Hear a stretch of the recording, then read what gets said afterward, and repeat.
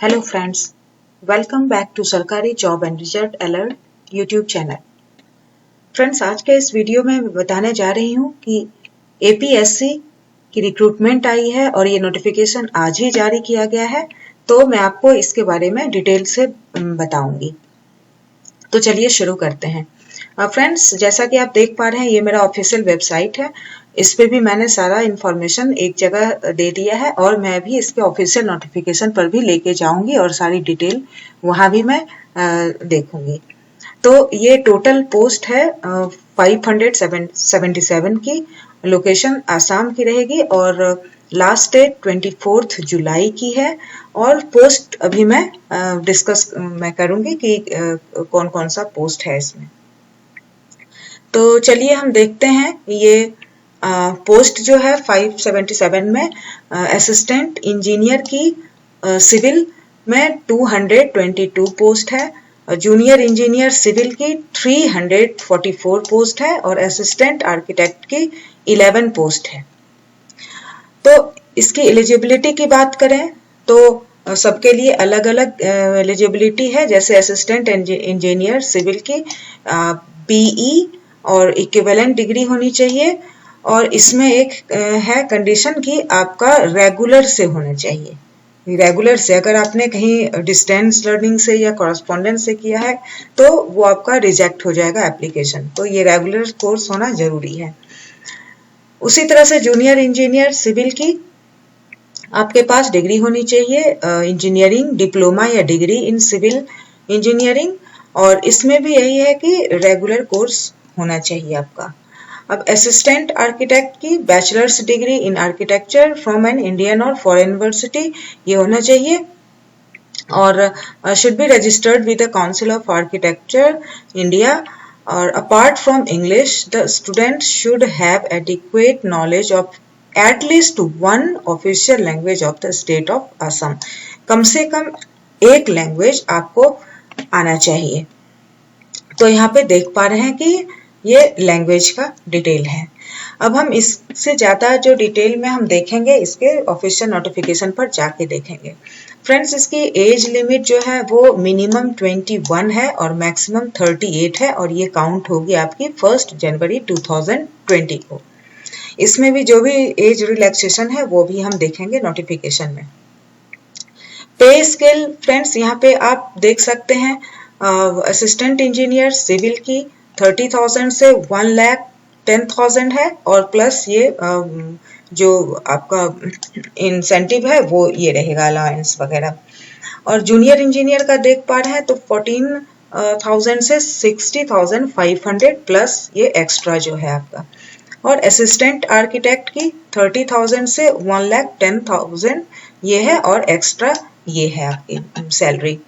और application fee जो है आप देख पा रहे हैं कि फॉर जनरल और ईडब्ल्यूएस कैंडिडेट के लिए 250 रुपए का और SC ST OBC इन सब के लिए 150 का और फॉर BPL कैंडिडेट के लिए नील है, कोई इसमें एप्लीकेशन फी नहीं लगेगी उनकी। तो ये लास्ट डेट आप याद रखेंगे कि लास्ट डेट इसकी 24 जुलाई की है। और फ्रेंड्स, यहाँ पे मैंने ऑफिशियल नोटिफिकेशन का भी लिंक दे दिया है और ऑफिशियल वेबसाइट का भी लिंक दे दिया। आप यहाँ से भी नोटिफिकेशन पे जा सकते हैं। ऐसे में नोटिफिकेशन का PDF अपने डिस्क्रिप्शन बॉक्स में भी दे दूंगी और अपने साइट का भी लिंक अपने डिस्क्रिप्शन बॉक्स में दे दूंगी। तो चलिए मैं आपको ले चलती हूँ इसके नोटिफिकेशन के पेज पे और फिर वहां पे हम देखते हैं। फ्रेंड्स, ये इसका APSC का ऑफिशियल वेबसाइट है। आप जब यहाँ देखेंगे इम्पोर्टेंट लिंक्स तो उसके नीचे ये रिक्रूटमेंट एडवर्टीजमेंट है, तो इस पे जब आप क्लिक करेंगे तो ये पेज आपका ओपन हो जाएगा जो अभी ओपन है मेरा। तो इसमें आप देख पा रहे हैं advertisement number 2/2020 AE civil JE civil. ये इस पे जब आप क्लिक करेंगे तो नोटिफिकेशन ओपन हो जाएगा और इसके नीचे आप ग्रीन कलर के ये बॉक्स में देख पा रहे हैं कि न्यू एप्लीकेशन फॉर्म। तो यहाँ पे ओपन करने पे आपका एप्लीकेशन फॉर्म ओपन हो जाएगा जिसको आप फिल करेंगे। तो सबसे पहले आप नोटिफिकेशन इसका डिटेल में पढ़ेंगे। तो मैं ले चलती हूँ आपको इसके नोटिफिकेशन पे। तो फ्रेंड्स ये इसकी नोटिफिकेशन है। जैसा हमेशा की तरह मैंने इसको पहले डिटेल में खुद पढ़ लिया है ताकि मैं आपको अच्छे से इंफॉर्मेशन दे पाऊँ। तो फ्रेंड्स ये 24 जून की, जैसा कि मैंने बताया, आज ही ये नोटिफिकेशन जारी किया गया है। तो इसमें अलग अलग पोस्ट के लिए अलग अलग रिक्वायरमेंट है। तो सबसे पहले देखते हैं, ये है असिस्टेंट इंजीनियर सिविल की। तो इसमें 2022 पोस्ट है। इसमें जो ब्रेकअप है पोस्ट का, वो कैटेगरी वाइज आप ये देख सकते हैं, यहाँ पे सारा डिटेल दिया हुआ है। अब पे स्केल क्या रहेगी, तो 30,000 से आपको, जैसा मैंने बताया कि अपने वेबसाइट पे, ये आपकी पे स्केल रहेगी। एलिजिबिलिटी क्राइटेरिया में अगर आप देखेंगे तो इसमें है कि परमानेंट रेसिडेंस ऑफ असम ये होना चाहिए आपको। और इसकी एलिजिबिलिटी में भी इन्होंने क्लियरली कहा हुआ है कि the candidate must produce PRC, मतलब permanent residence certificate issued in Assam for educational purpose as a proof of residency along with the application form. ये आपको प्रोड्यूस करना होगा। अब बात करते हैं एजुकेशनल क्वालिफिकेशन की। तो जैसा कि मैंने बताया आपको कि बीई और equivalent degree in civil engineering, और इसका ये एक टर्म एंड कंडीशन है कि रेगुलर कोर्स होना चाहिए। और आप अगर डिस्टेंस मोड ऑफ एजुकेशन से किया है आपने तो वो एक्सेप्टेड नहीं होगा।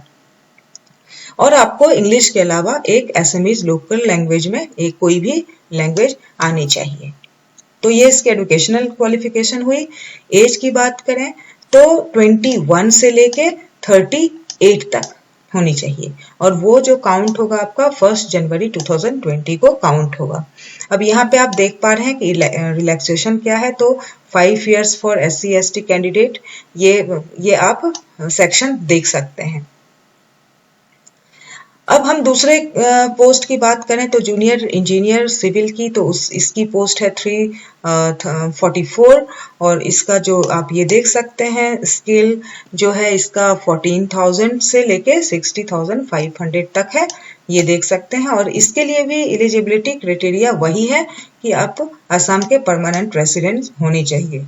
और इसका भी एजुकेशनल क्वालिफिकेशन जो है इंजीनियरिंग में डिप्लोमा या डिग्री इन सिविल इंजीनियरिंग में होना चाहिए, और रेगुलर कोर्स इसमें भी रिक्वायर्ड है। और आपको इंग्लिश के अलावा एक लोकल लैंग्वेज आपको आना चाहिए। और एज सेम है 21 से लेके 38। बाकी आप ये डिटेल यहाँ पे देख सकते हैं। सेम जो थर्ड पोस्ट है वो असिस्टेंट आर्किटेक्ट है, वो 11 पोस्ट है इसका यहाँ पे आप इसकी पेमेंट देख सकते हैं। एलिजिबिलिटी क्राइटेरिया सेम है इसके लिए, और एजुकेशनल में बैचलर्स डिग्री इन आर्किटेक्चर ये रहेगी, और ये should be registered with A council of architecture India. और इसमें भी सेम है कि इंग्लिश के अलावा आपको एक लोकल लैंग्वेज आना चाहिए। एज सेम है 21 से 38 तक। तो अगर आगे पढ़ते हैं तो फ्रेंड्स ये हाउ टू अप्लाई बहुत ही इंपॉर्टेंट सेक्शन है। इसको आप बहुत ही अच्छे तरह से पहले पढ़ के, क्योंकि अगर आप कुछ गलत इंफॉर्मेशन देते हैं तो आपका एप्लीकेशन रिजेक्ट हो सकता है, और कभी भी वो आपका कैंसिल कर सकते हैं बाद में भी। तो इसको आप अच्छी तरह से आप पढ़ लें। तो इसमें लिखा भी हुआ है कि the candidate should carefully go through the term and condition of the advertisement, particularly educational qualification, age limit and experience. ये तीनों चीज आप बहुत ही क्लियर होके पढ़ लें। तो अगर आप फुलफिल करते हैं, अगर आप अपने आप को एलिजिबल पाते हैं, तभी आप इसके लिए अप्लाई करें। अब कहता है कि the candidate shall have to produce identity, कोई भी आइडेंटिटी आईडी आपको दिखाना पड़ेगा, चाहे इनमें से कोई भी डॉक्यूमेंट में आप देख लेना। PAN card, driving licence, passport, current ID, ये सब में आपको मांगा जा सकता है। अब कहता है कि the candidate should visit the commission, आप इस साइट को, इसके ऑफिशियल साइट को आप विजिट करते रहिए रेगुलरली। ऐसे कोई भी अपडेट अगर आती है इससे रिलेटेड तो मैं अपने वेबसाइट पर भी अपडेट कर दूंगी, आप वहां पे भी देख सकते हैं। अब ये कह रहा है कि जब आप एप्लीकेशन फॉर्म भरते हैं तो अपने जिस पोस्ट के लिए आप अप्लाई कर रहे हैं उसको बोल्ड लेटर में लिखना है, और लिख के ये एड्रेस है फ्रेंड्स, इस एड्रेस पे आपको भेजना है। जो एप्लीकेशन फॉर्म है वो डाउनलोड करेंगे, उसको फिल करेंगे, और इस एड्रेस पे मैंने अपने वेबसाइट पे भी दे दिया है, इस एड्रेस पे आपको भेजना है। ओके और यहाँ पे है कि एफ सेक्शन में ये बताया है कि ये एप्लीकेशन फॉर्म कहाँ से डाउनलोड करेंगे, तो मैं भी आपको बताऊंगी। वो इसके ऑफिशियल वेबसाइट के होम पेज पे ये लिखा हुआ होगा application form DR new form, अभी मैं आपको दिखा दूंगी। तो इसका जैसा कि लास्ट डेट 24 जुलाई है, ये यहाँ पे मेंशन किया है। तो इस तरह से ये सारा आप डिटेल में पढ़ लेना। और ये एप्लीकेशन फी है, तो एप्लीकेशन फी जैसा मैंने बताया कैटेगरी अपना चूज करके उसके अकॉर्डिंग आप फी को दे सकते हैं। तो फी भेजने का ये बताया है इन्होंने किस तरह से भेजना है, एक ये है, और इस तरह से आप ऑनलाइन भी कर सकते हैं। तो आगे बढ़ते हैं, इसमें बताया how to fill up the form.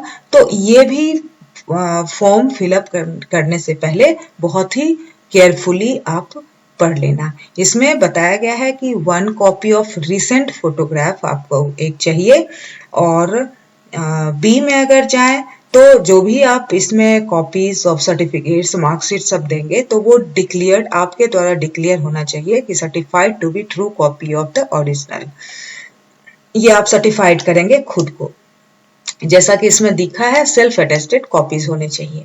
अब यहाँ पे देखेंगे कि applications which are not accompanied by anyone of the under mentioned document requirement will not be entertained। तो आप अच्छी तरह से देखिए, सारा एज प्रूफ वगैरह जो भी इंफॉर्मेशन आप देंगे वो करेक्ट देंगे, और ये सब चीज रिक्वायर्ड आपके लिए होगी।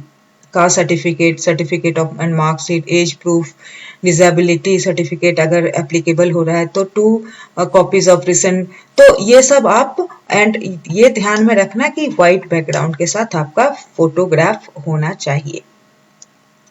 तो फ्रेंड्स ये भी आप पढ़ लेना, पॉइंट्स टू नोट। एंड क्योंकि यहाँ पे लिखा हुआ it is found that they do not fulfil any the eligibility condition there candidate. अगर आप एलिजिबल नहीं है और अगर आप एप्लीकेशन फॉर्म को भरते हैं और बाद में आपकी चेकिंग होती है, वेरीफाई करते हैं वो, तो अगर उस वेरिफिकेशन में आप एलिजिबल नहीं पाए जाते हैं तो आपको कैंसिल कर दिया जाएगा, आपके एप्लीकेशन को रिजेक्ट कर दिया जाएगा। तो वही यहाँ पे मेंशन इन्होंने किया है। तो फ्रेंड्स इसको आप अच्छे से पढ़ सकते हैं। और ये अभी इस सेक्शन में कहा गया है डायरेक्ट रिक्रूटमेंट, क्योंकि अभी इनका सिलेक्शन प्रोसीजर अभी क्लियर नहीं है। तो आप इनके साइट पे या फिर मेरे वेबसाइट पे भी आते रहेंगे, वहां पे जो जैसे ही अपडेट आएगा तो मैं उसमें अपडेट कर दूंगी।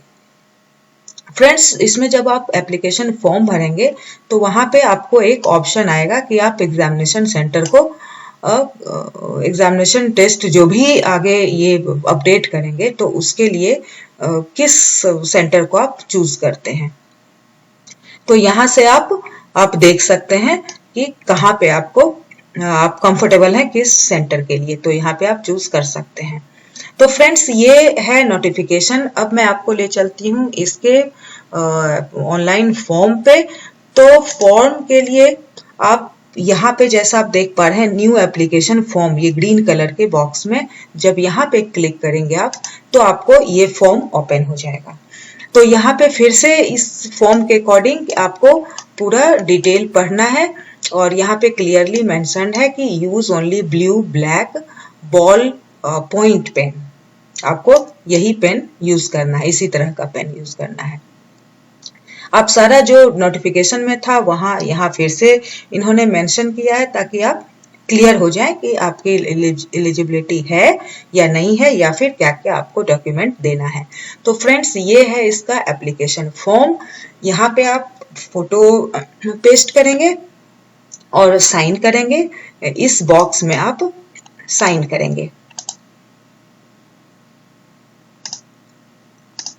इस बॉक्स में आप साइन करेंगे और यहाँ पे एडवर्टीजमेंट नंबर होगा, जैसा कि आप देखेंगे वेबसाइट पर भी, आपको मेरी वेबसाइट पर भी ये एडवर्टीजमेंट नंबर मैंने यहाँ पे मेंशन कर दिया है। ये है एडवर्टीजमेंट नंबर, ये यहाँ पे आप लिख देंगे।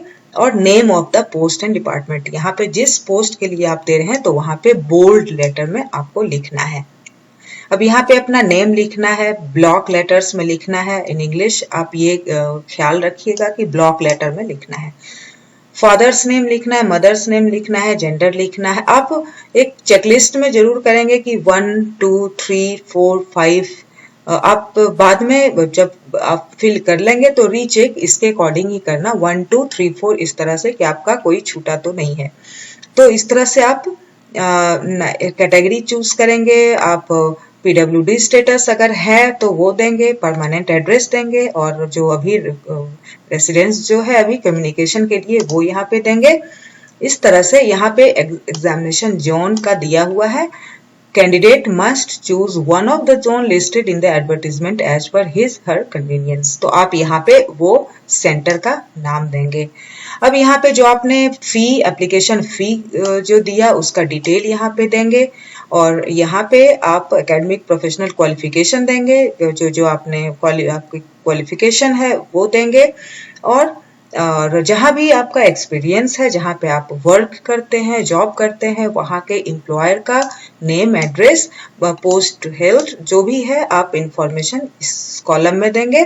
और अगर एक्स सर्विसमैन है तो आप ओनली फॉर ग्रेड 3 पोस्ट, तो अपना सारा इंफॉर्मेशन यहाँ पे देंगे।